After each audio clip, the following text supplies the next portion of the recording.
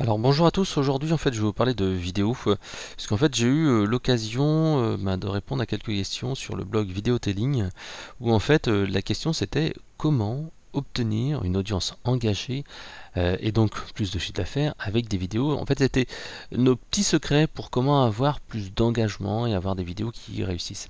Et c'est vrai que j'ai bien aimé l'exercice puisque moi je le disais quand je l'ai dit en fait au blog de Vidéotelling que finalement j'étais pas un spécialiste moi de la vidéo, mais finalement j'avais réussi à faire pas mal de trafic et quand j'ai regardé mes stats, je me suis rendu compte que j'ai quand même quelques vidéos qui font pas mal de vues, j'en ai à plus de 100 000 vues et bon c'est pas des masses, hein, c'est pas la majorité mais j'en ai quand même quelques-unes et j'ai noté quelques petits trucs qui marchaient bien et je voulais justement les partager dans cet article-là, dans cette vidéo. Et ce qui était intéressant, c'est que il y a d'autres personnes que je connais bien et que j'apprécie beaucoup qui ont aussi répondu à ces interviews. Donc en particulier, il y a Steph de strategymarketing.com qui fait des excellentes vidéos depuis des années. Donc si vous voulez voir des belles vidéos explicatives, allez sur strategymarketing.com. Et donc Steph a donné quelques petites astuces aussi. Lui en fait, c'est vrai, c'est trois astuces, c'est tout simplement qui est de l'émotion. Comme il dit, émouvoir, ça veut dire hors d'eux, ça veut dire mouvement. Donc inciter à agir. Donc il dit toujours qu'il faut faire rire, pleurer, déclencher de la colère éventuellement. D'ailleurs, moi je dirais que c'est souvent plus la colère qui fait agir que quelque chose qui est positif. D'ailleurs, il y a pas très longtemps, j'étais en interview avec Thomas Gazio qui m'a interviewé dans le domaine aussi de la vidéo. Et c'est vrai qu'on partageait quelques petits trucs et astuces ensemble. Et je lui disais, tu sais, il y a pas mal de gens maintenant qui surfent en fait sur entre guillemets la haine ou sur la notoriété d'autres personnes en disant voilà pourquoi j'aime pas telle vidéo ou pourquoi les formations, par exemple, pourquoi les formations de dropshipping sont des arnaques et en fait il vendait sa propre formation en disant ça. Ouais, tous les autres c'est des formations de dropshipping de merde et il donnait les noms et il mettait même la photo d'une personne qui vendait des formations dropshipping dans sa vidéo. Donc vous voyez, il était en train de surfer là-dessus. Il y a d'autres personnes également que j'ai vues qui étaient en train de dire mon avis sur la formation de Bidule, qui étaient vraiment des formations hyper connues achetées par plein de monde. Et lui à la fin il disait bah voilà, si ces formations n'ont pas réussi, moi en fait je vous propose un coaching privé, blablabla. Donc en fait il surfe là-dessus. C'est une sorte de growth hacking, puisqu'en fait ils sont en train de se servir de la notoriété de certaines personnes pour attirer des prospects. Voilà. Alors la seconde, ce qu'il disait, c'était faire de la polémique. Et c'est vrai que il y a quelques marketeurs français qui sont très connus pour cela, qui disent pourquoi, par exemple, le Bitcoin c'est nul, pourquoi en fait l'intelligence artificielle ça marchera jamais, etc., etc., et qui ont une opinion très tranchée, qui font qu'en fait, qui vont générer, cristalliser en fait des émotions, et ça va un petit peu générer de l'interaction. Les gens vont dire non, j'aime pas, etc. Il n'y a pas très longtemps, j'ai eu le cas de figure avec Stéphane Mallard, qui fait souvent des interventions sur l'intelligence artificielle, et il a une opinion vraiment hyper tranchée. Et quand on l'écoute faire une intervention, waouh, on est un peu scotché, on se dit merde, ouf, là, l'intelligence artificielle, ça va nous foutre vraiment un coup de pied dans le cul. Et c'est vrai que son discours a fait qu'il est recommandé maintenant par énormément de personnes, parce que c'est un orateur qui est vraiment, qui fait passer un message, etc., et qui a une opinion hyper tranchée. Donc ça, c'est vraiment intéressant. Et on peut d'ailleurs le reprendre partout. Par exemple, dans mon groupe, les community managers francophones, il y a plus de 5000 personnes. Et c'est vrai que pas plus tard que hier, il y a une personne en fait qui a fait un petit sondage. Donc encore une fois, il faut faire interagir la communauté, les faire réagir. On parlait de ça juste avant, hein, émouvoir. Et ben en fait, qu'est-ce qu'il a fait? Il a fait un petit sondage. Non, mais qu'est-ce que vous pensez des QR codes? Est-ce que c'est mort ou c'est pas mort? Et il y a eu, c'est un des statuts qui a eu le plus de commentaires parce que les gens s'étaient engagés sur un truc aussi con que les QR codes qui n'a en plus rien à voir avec le community management ou presque. Et ben pourtant en fait il y a tout le monde qui donnait son petit avis, etc. Donc l'engagement, là bien sûr on parlera pas de mauvaise foi ni de polémique sur les QR codes, quoique ça peut être un petit peu un sujet de polémique, mais tu as également Franck Gauthier de Digital Corsair qui est vraiment très doué là-dessus, qui souvent dit dans ses interventions sur LinkedIn en particulier, sur Twitter, etc., mais en tout cas sur LinkedIn il est très fort, il dit voilà mon avis sur le social selling et des choses comme ça, et ça attire l'engagement parce qu'en plus il note et il incite des gens à répondre dans les commentaires, il les cite, hein, il les tag, et en fait les gens qui sont là-dessus ils disent bah voilà quel est ton avis à bidule bidule, et forcément ça fait interagir les gens qui sont intéressés par cette thématique là. Voilà. Le dernier point, tout simplement, c'est l'engagement, comme il disait. C'est prendre le soin de répondre, mettre des pouces en haut sur les commentaires, répondre aux commentaires rapidement, etc. etc. Voilà, ça, c'était Steph. Des conseils très classiques, mais qui fonctionnent extrêmement bien. L'autre que j'ai bien aimé, c'était Ludovic Salen. Alors, je vous ferai pas tous les commentaires, parce qu'autrement, on va y passer des heures. J'aimais bien, en fait, Ludovic Salen, qui rappelait, en fait, de rajouter des sous-titres à ses vidéos. Alors, c'est un peu fastidieux, pas forcément très simple, mais en fait, activer les sous-titres et les ajouter, c'est vraiment intéressant. Ensuite, il disait parler de la cible, mais ça, c'est quelque chose qui est assez classique. Autrement, Rudy Villard, hein, que j'aime beaucoup, qui travaille sur Web Marketing Conseil, qui est maintenant à Bordeaux d'ailleurs, Rudy. Donc vraiment, ce qui est intéressant, c'est qu'en fait, il indique en fait que les commentaires sont vraiment essentiels. Il préfère en fait faire des vidéos virales et il dit qu'il est vraiment important de travailler à la fois la quantité et la qualité. Et ça, c'est quelque chose que j'ai changé il y a quelques temps de cela. Avant, je faisais une vidéo de temps en temps, je faisais des séries d'interviews et des choses comme ça. Maintenant, je me suis imposé un rythme d'au moins une vidéo qui est aussi transmise en podcast, je vous en dirai tout à l'heure, une fois par semaine. C'est mon rythme. Toutes les semaines, je fais au minimum une vidéo. Parfois, j'en fais un peu plus, là comme cette semaine, mais c'est une semaine pour donner en fait déjà un rendez-vous à mes lecteurs. Et deuxième chose, parce que tout simplement, il y a une notion de volume. Si vous voulez être visible sur YouTube, mais également en tant que podcast ou n'importe quoi, il faut avoir un rythme, il faut avoir une récurrence et tout ça. Voilà. Donc il faut également essayer de mettre de l'émotion, mettre du montage, comme le disait bien Rudy. En vidéo, c'est vrai que moi, j'ai un peu tendance à faire long. Il y a pas mal de gens qui me disent que tes vidéos sont un peu longues, etc. Tes podcasts sont un peu longs, mais c'est ma marque de fabrique. C'est les gens, s'ils m'aiment bien, si vous m'écoutez, c'est parce qu'en fait, vous aimez bien ce que je dis. Et pourtant, quand on a des vidéos longues, eh bien, il faut savoir en fait essayer d'animer et dire des choses. Là, vous voyez, là, je suis en train un petit peu de ramollir le truc. D'ailleurs, si vous mettez un petit, n'hésitez pas à mettre un petit commentaire pour me dire si des vidéos vous les aimez bien longues ou courtes. Hein. Parce que moi j'ai tendance à les mettre longues parce que j'aime bien. Mais si vous voulez encore des vidéos longues, si vous préférez des vidéos plus courtes, dites-le moi. J'aimerais bien avoir votre retour. Donc mettez dans les commentaires du podcast ou sur YouTube, mettez-moi un petit commentaire là maintenant. Ça m'intéresserait de savoir un petit peu votre avis. Parce que si vous me dites non, j'en ai marre des vidéos longues, fais-moi une vidéo de 5 minutes comme tous les autres, bon ok, j'arrêterai de faire mon petit format à moi. Si vous me dites ouais, j'aime bien les formats longs, je continuerai à faire des formats longs. Hein. C'est un peu vous qui décidez. Donc voilà, donc il disait le son image est important. Et pourquoi je disais ça? Parce que sur YouTube il faut avoir un rythme. Si on n'a pas un rythme qui est important, les gens décrochent. Et c'est pour ça en fait que souvent les gens préfèrent mes podcasts pour mes formats longs. Pourquoi? Parce que quand on est dans un podcast, en fait on est dans les transports, on est dans sa voiture, puis finalement on a du temps à perdre et puis on le passe souvent en accélérant en vitesse 1.25 ou des choses comme ça.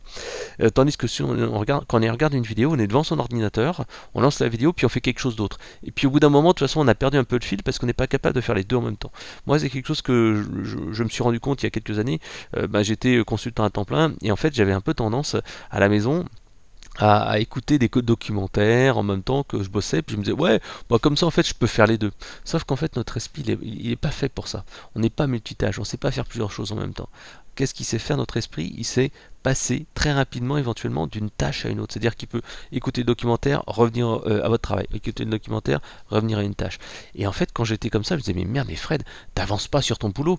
Quand tu étais avant salarié, que tu faisais ton boulot de consultant uniquement le soir, t'étais vachement plus productif. Et en fait, je me suis rendu compte d'un truc, c'est que forcément, mon attention était détournée. Et là, donc depuis ce temps-là, qu'est-ce que je fais? Je mets éventuellement un peu de musique et encore pas tout le temps. Souvent, je mets de la musique un peu quand j'ai besoin de me remotiver. J'ai une playlist en fait. Si vous allez sur ma chaîne YouTube, vous verrez ma petite playlist Music 2 où il y a plein de musique un petit peu entraînante et tout ça. C'est pas forcément de la grande musique, hein, c'est plutôt, on va dire, de la pop. C'est plutôt des trucs un petit peu rythmés. En fait, moi j'ai remarqué qu'il fallait un speed. De toute façon, c'est les musiques qu'on dit qui sont les plus efficaces pour travailler. On a parlé souvent de Mozart, de la musique classique. Et autrement, c'est les musiques avec un rythme important, dance, disco et tout ça, puisqu'en fait, ça a une pulsation cardiaque qui est associée à la pulsation du cœur. Si jamais vous êtes intéressé, si vous faites un stage en fait de tout ce qui est sauvetage, vous verrez que vous apprendrez qu'une des bases c'est Staying Alive, la chanson des Bee Gees. Pourquoi? Puisqu'en fait, quand vous êtes en train de faire un massage cardiaque, et il faut compter, c'est ha ha ha hein, Staying Alive. Et en fait, vous faites un massage cardiaque au rythme de la chanson.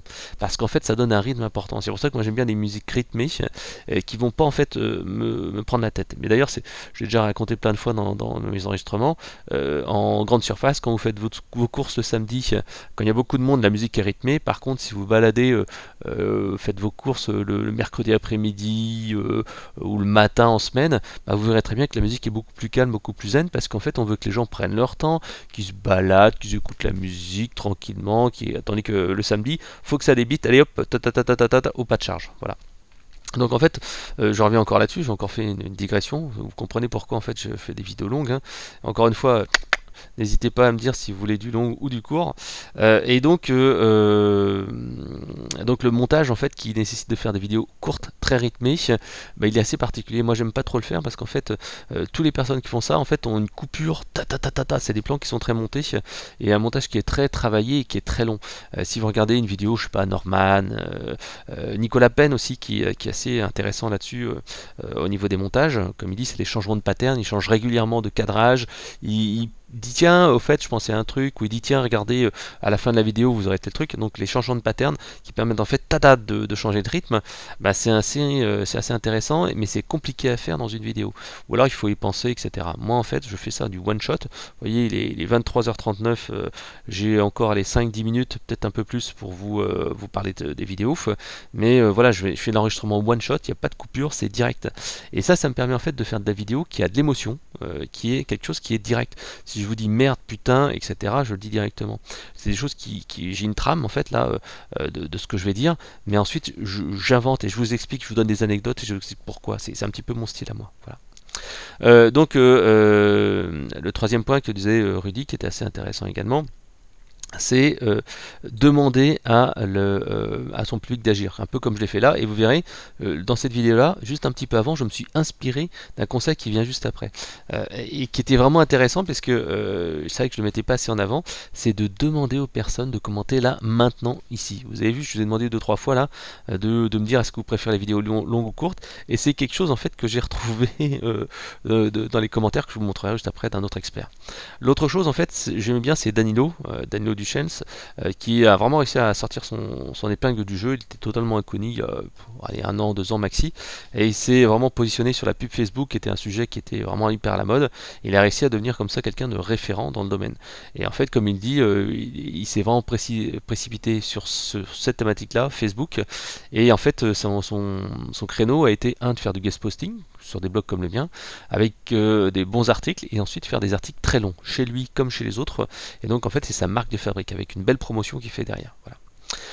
Donc comme Danilo revient aussi un petit peu sur les classiques, hein, raconter des histoires, mettre de l'émotion, etc. Mais il rajoute une petite chose qui est intéressante, c'est pouvoir s'identifier. Il faut qu'en fait que la personne se dise cette vidéo va m'aider. Comment votre vidéo va l'aider à atteindre ses objectifs par rapport à ce que vous proposez, quelles sont ses peurs, ses frustrations. En fait, quand on trouve ça, ses peurs, ses frustrations, on arrive tout de suite à trouver une vidéo qui va faire réagir. On se retrouve encore une fois dans le domaine de l'émotion, de l'engagement, de l'activité, etc., etc. Voilà.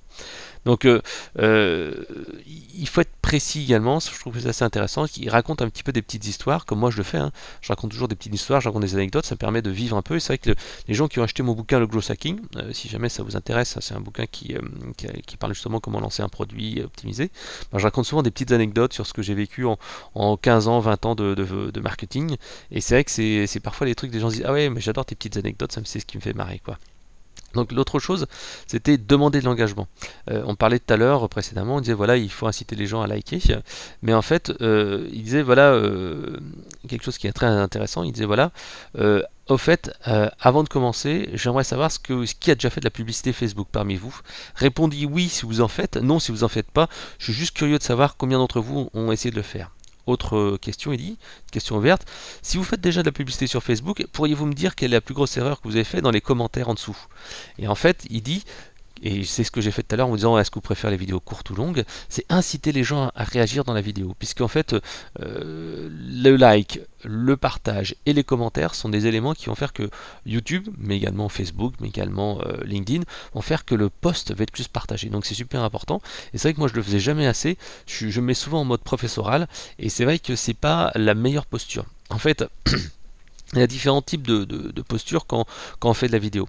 Si vous faites du live, si vous faites du Facebook Live, si vous faites du Instagram Live, si vous faites du live sur toute plateforme, c'est super important de poser des questions, dire allez, qu'est-ce que vous pensez de ça? Laissez un commentaire. Ah tiens, Patrick, merci pour ce truc-là, avoir de l'interaction. Et ça, en fait, moi je le faisais pas parce qu'en fait, je fais des vidéos comme là, vous êtes en train d'écouter, où je dis des choses, je pousse de l'information en mode professeur. Quand on fait du live, c'est pas du tout ça. Et quand on veut faire de la vidéo YouTube qui cartonne, il faut aussi poser des questions comme ça. Et il donne un exemple, Nel Patel qui est vraiment un marketeur très connu aux States. Et c'est vrai que lui aussi, je vais regarder quelques vidéos. Alors, je suis pas le plus grand fan de Nel Patel, je préfère d'autres marketeurs, mais c'est quand même assez intéressant de voir ce qu'il fait. Voilà. Bon, ensuite il y avait moi. Je voulais vous dire aussi un petit peu la même chose, mais je vais vous donner quelques petites astuces un peu plus techniques. Moi, en fait, c'est pas forcément l'émotion qui m'intéresse parce que les vidéos, je les fais un petit peu sur ce que j'aime moi. Mais mon premier conseil, c'était de produire du contenu en pensant à sa cible, un persona. Il faut éviter les vidéos hors sujet. Moi, j'en ai pas mal des vidéos hors sujet qui ne sont pas en fait par rapport à ma thématique.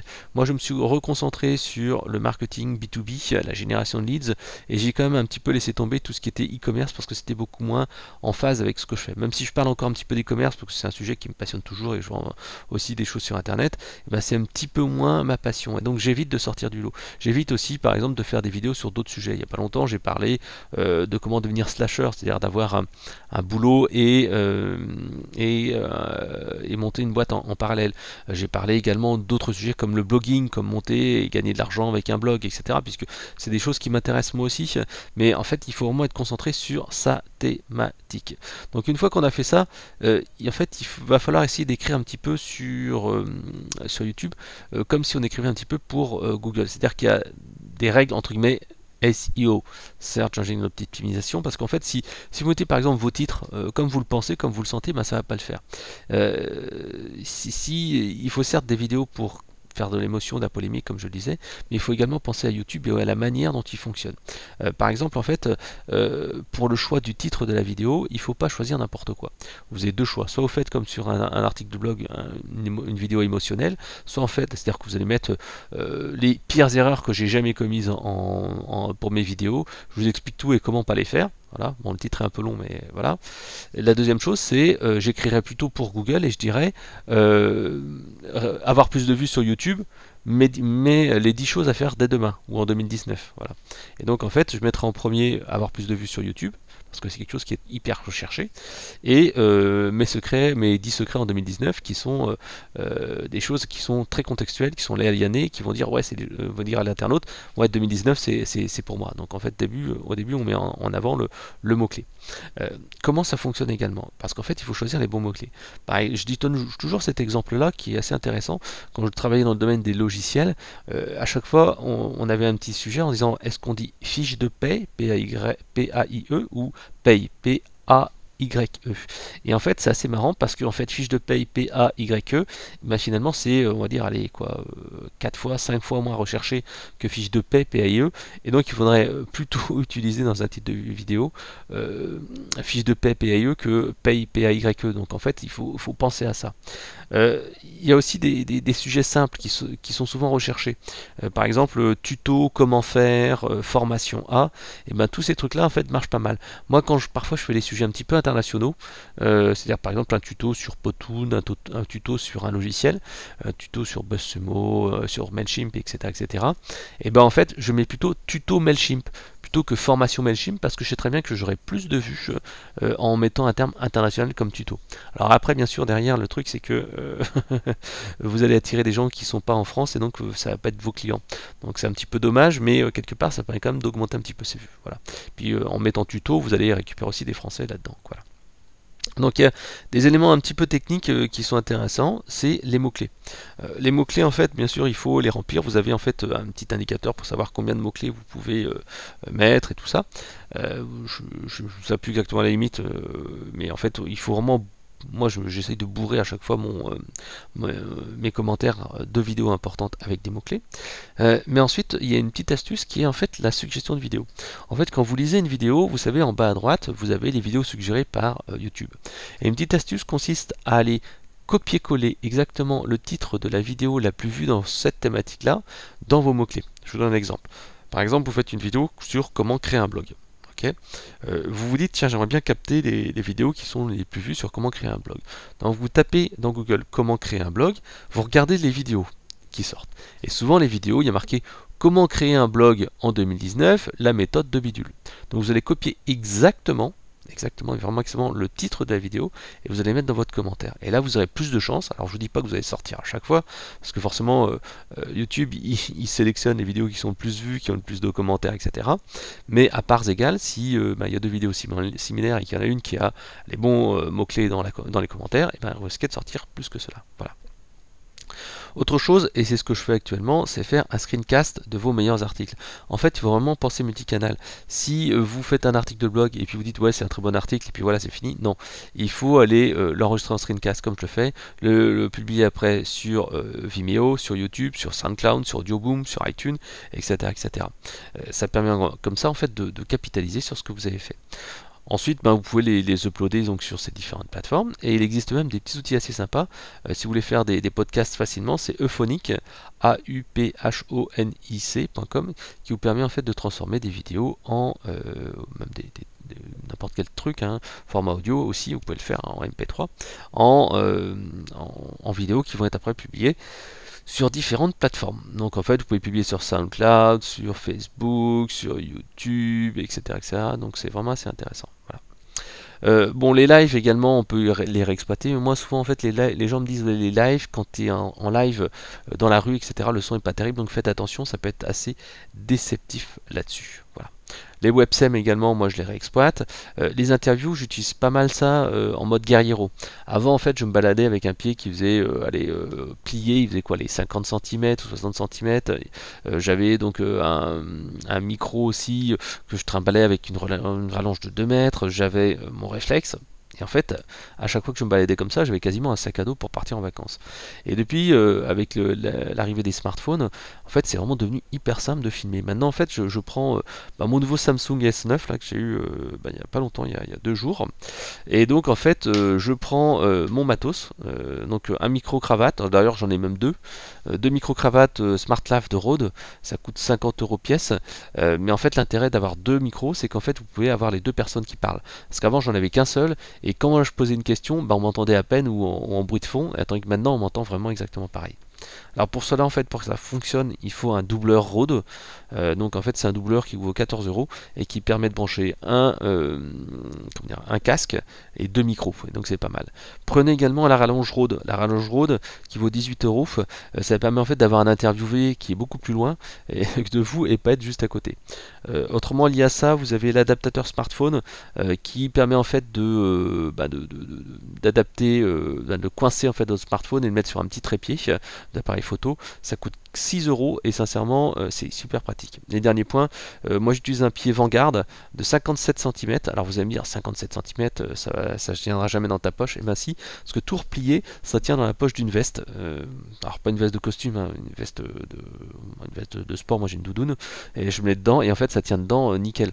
Donc en fait avec ça, moi dans ma poche je peux faire une interview, j'ai pas besoin de me balader avec un sac à dos comme si je partais en voyage. Voilà. D'autres choses également, j'utilise pas mal aussi, j'en parlais tout à l'heure des mots-clés, des outils comme SEMrush, Infinite Suggest, Answer the Public pour découvrir les bons mots-clés parce que parfois en fait on ne sait pas quels sont vraiment les mots-clés les plus intéressants. Alors Infinite Suggest et donc Answer the Public c'est plus pour trouver des mots-clés supplémentaires. SEMrush est beaucoup plus pratique parce qu'il vous permet en fait d'avoir des idées de mots-clés. Par exemple, vous tapez tout à l'heure, je disais comment monter un blog, et bien en fait vous tapez ça dans SEMrush et il vous dira bon comment monter en blog, ça fait 100 vues, sans recherche sur Google, et puis en fait il vous dira que comment créer un blog WordPress, ça en fait 5000, et vous dites oh putain moi je vais pas créer un blog, je vais pas choisir créer un blog, je vais créer un blog WordPress. Voilà.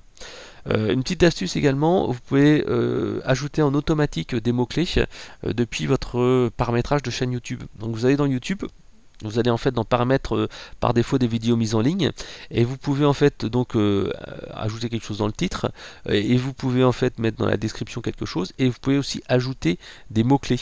En fait, vous pouvez ajouter des mots-clés par défaut et c'est vrai que moi ça m'aide bien parce que des fois en fait je suis un peu feignant, je pose la vidéo et je dis bon allez hop je la mettrai à jour plus tard quand je ferai un article dessus et que je fais une transcription et tout ça et finalement la vidéo elle bouge pas et elle a pas de mots-clés. Tandis que là en fait elle a un minimum de mots-clés dès le départ. Bon après, la fonction que j'utilise très peu, ce qui est première diffusion, ça je j'utilise pas à mort. Par contre, ça m'arrive en fait de temps en temps de faire des diffusions live, comme je vous disais, sur YouTube ou ailleurs, en disant tiens, rendez-vous à telle heure, à telle date, pour une vidéo. Et là, en fait, c'est assez sympa d'avoir un petit peu d'événementiel. Je trouve que c'est mieux que première diffusion. Mais bon, vous pouvez faire les deux, enfin les deux. Vous pouvez utiliser deux techniques, il n'y a pas de souci. Alors, autre chose, donc, c'est bien sûr mettre en place un dispositif de com si vous faites cette vidéo live. Hein, ne faites pas ça dans le vide. Moi, ça m'est arrivé de faire des lives comme ça sur Facebook ou sur YouTube avec trois personnes qui regardent parce que je le faisais le midi à la pause, parce qu'en fait, je faisais ça entre deux réunions, de rendez-vous, etc. Donc, quand vous faites un live, essayez de faire une bonne promo. Voilà. Le dernier point, ce que je voulais dire, c'est les logiciels d'automatisation. En fait, il faut automatiser. On a parlé beaucoup d'humains, beaucoup de, de, de customer centric, de penser en fait aux personnes, mais c'est bien aussi d'automatiser des choses qui n'ont pas de grande valeur ajoutée. Moi, j'utilise par exemple un logiciel qui s'appelle Jarvis, qui est assez intéressant et qui permet tout simplement d'aller suivre des gens, d'aller liker des vidéos et tout simplement de le faire de manière automatique. Donc c'est un petit logiciel de growth hacking qui coûte une trentaine d'euros par mois à peu près et qui vraiment mine de rien et très simplement va vous permettre en fait d'aller faire croître votre communauté. Alors vous attendez pas un truc de ouf. Moi je l'ai utilisé depuis quelques mois, ça m'a apporté quelques visiteurs en plus, enfin par jour ou par semaine. Enfin bon, voilà, j'ai bien vu qu'il y avait une différence. Ça n'a pas été une croissance exponentielle, mais j'ai bien vu que ma croissance en fait d'abonnés était un peu supérieure à ce que j'avais avant, alors que j'ai pas changé mon rythme. Donc en fait ça m'a vraiment donné quelque chose. Puis j'ai eu des gens qui m'ont dit tiens merci d'avoir liké ma vidéo ou merci d'avoir liké ma chaîne, c'est sympa, j'ai découvert en même temps la tienne, tu fais des choses assez sympas. Voilà. Alors j'en ai pas eu 10, hein, j'en ai pas eu 100, j'en ai pas eu 1000, j'en ai eu quoi, allez, 20 ou 30 personnes qui m'ont dit ça, mais c'est déjà pas mal parce que c'est des gens qui généralement ont liké, ont commenté, ont partagé, etc. Voilà. Autrement, donc Olivier Lambert aussi, il a raconté des trucs un petit peu assez sympas. Donc en fait, il a parlé également de choisir un angle original. Il a parlé d'un truc qui est assez sympa aussi, c'est écouter sa propre vidéo. Alors moi, je le fais pas. Là, la vidéo que vous faites, je vais pas la couper, je vais pas la réécouter parce que ça prend du temps et puis je sais ce que j'ai dit et j'en suis assez content. Et si même j'ai fourché, j'ai un peu été pas terrible, ça me suffit largement. Mais lui, en fait, il se place dans le domaine des youtubeurs. Comme je disais, c'est un autre métier pour moi, youtubeur, où tu fais de la retouche vidéo, où tu fais vraiment du montage qui est super interactif, etc. Et il disait que si on veut faire ce genre de vidéo-là, qu'est-ce qu'il faut faire? Eh bien, il faut en fait travailler certes l'image, travailler certes le titre, mais dans les 15 premières secondes, en fait, il faut véritablement faire un teaser. Et il parle de Dali A, un YouTuber sur Fortnite, qui YouTube sur Fortnite, et en fait qui met généralement dans une vidéo, dès les 7 premières secondes, un teaser de ce que les gens vont voir. Eh, vous allez voir dans la vidéo un truc qui est vachement super, etc. Donc en fait, c'est créer tout simplement de l'anticipation, créer de l'envie et d'inciter les gens à continuer. Donc après, il continue aussi sur le truc classique qui est, voilà, abonnez-vous parce que ceci, cela. Et en fait, autrement, bien sûr, il parle aussi du like et tout ça. Et pareil que Danilo, il dit, voilà, like si tu aimes ceci, cela. Bref, en fait, il accepte un petit peu de faire tous ces trucs-là. Donc laissez les commentaires. Voilà, et tout à l'heure, comme Danilo, il dit, voilà, faites-moi part de vos questions dans les commentaires, etc. D'ailleurs, si vous aussi, hein, vous avez des questions, je suis vraiment à votre dispo. Posez-moi une petite question d'ailleurs dans les commentaires sur les vidéos. Si d'ailleurs vous avez des idées de vidéos ou de sujets qui vous intéressent, dites-le moi.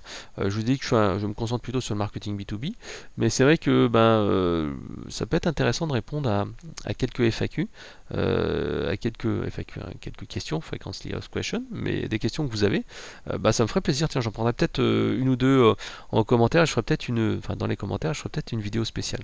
Donc voilà, si vous voulez que je parle un petit peu d'un sujet qui vous intéresse, dites-le moi et puis ça me fera plaisir d'en parler. Autrement, bon, Cédric Waro, pareil en fait, qui réexplique comment réussir à faire des vidéos. Là encore une fois, c'est de la vidéo très ciselée, c'est des vidéos de YouTube, comme il dit, voilà, il préfère les vidéos courtes, 1 à 3 minutes. Bon, moi personnellement, en 3 minutes, j'ai pas le temps d'apporter suffisamment de valeur. Moi, j'ai envie de donner des exemples, j'ai envie de parler des choses. Ça me fait chier, moi. J'ai fait des vidéos, je vais vous dire clairement, j'ai fait des vidéos, c'était moins d'1 minute 20, c'était avec Marc-Lionel Gâteau de MLG Consulting. Et en fait, on avait un studio fond vert, on avait ciselé les textes, et c'était comment tout savoir, tout connaître du CRM en 1 minute. En fait, j'ai fait quoi, 15-20 vidéos. C'est des vidéos en plus qui étaient bien montées, avec des incrustations vidéo, etc. Et finalement, ces vidéos ont jamais cartonné. Parce qu'en fait, c'était des sujets un petit peu génériques. Il n'y avait pas forcément beaucoup justement d'interaction. C'était, ben, voilà, j'explique comme un prof. Et sincèrement, c'était pas terrible. Donc en fait, c'est pour ça que moi je préfère des vidéos longues. Et si vous voulez faire des vidéos courtes, il faut vraiment capter l'attention dès le départ, proposer vraiment des choses directement et de la valeur immédiatement. Et c'est pas facile à faire. Voilà. Donc Cédric rappelle aussi que pour la vidéo, le son est important. Et c'est vrai que ça, je m'en suis rendu compte il y a à peu près 1 an de ça. En fait, moi, je faisais des vidéos. Si vous me suivez depuis un petit moment, bah, vous avez sans doute mes vidéos, vous avez aussi mes podcasts. Et en fait, ce qui s'est passé, c'est qu'en fait, moi, j'enregistrais. Là, comme maintenant, là, je suis dans mon salon, là, je suis sur ma chaise devant mon PC. Et en fait, j'étais en train de parler avec mon casque, et j'essayais donc de travailler un peu plus le son, mais sauf qu'en fait, je me faisais pas chier, je retouchais pas le son. Et en fait, il y a pas mal de gens qui disaient, ouais, mais j'aime pas tes vidéos parce qu'on entend quasiment rien. Bah oui, puisqu'en fait, j'avais pas réglé le son à son max, et c'est vrai que pour moi, je l'écoutais sur mon PC, et puis de toute façon, s'il fallait, bah, j'augmente le son, j'augmente le volume, je peux écouter sur ma chaîne, donc moi, ça me pose pas de soucis. Sauf qu'en fait, les gens qui étaient dans les transports, dans leur bagnole, et ben ils me disaient, mais non, j'ai arrêté d'écouter ton podcast, de regarder tes vidéos, parce que le son est pas assez fort, je suis obligé de mettre un max, j'entends pas assez. Voilà, donc en fait, c'est un petit truc tout con, mais c'est vrai que le son est vraiment important, retravailler toujours un petit peu ça. Voilà. Autrement, je crois que c'était à peu près tout, hein. J'avais donné un petit peu les les grandes règles, hein. Vous pouvez regarder tout simplement l'article en entier. Je ne vais pas aller beaucoup plus loin.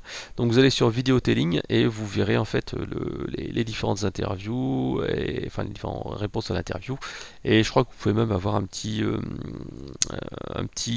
bouquin, les 21 commandements pour avoir plus d'engagement dans vos vidéos, quoi. Alors bon, c'est pas sponsorisé, hein, vous faites ce que vous voulez. Voilà. Donc je vous souhaite une bonne journée, puis à très bientôt. Donc oui, laissez-moi un petit commentaire, ça me fera plaisir aussi d'avoir de vos news pour savoir ce que vous pensez de mes petits conseils. Et puis bien sûr, si vous préférez vidéo courte, vidéo longue, hein, je suis assez curieux de savoir ce que vous préférez. Allez, à ciao ciao, bye bye.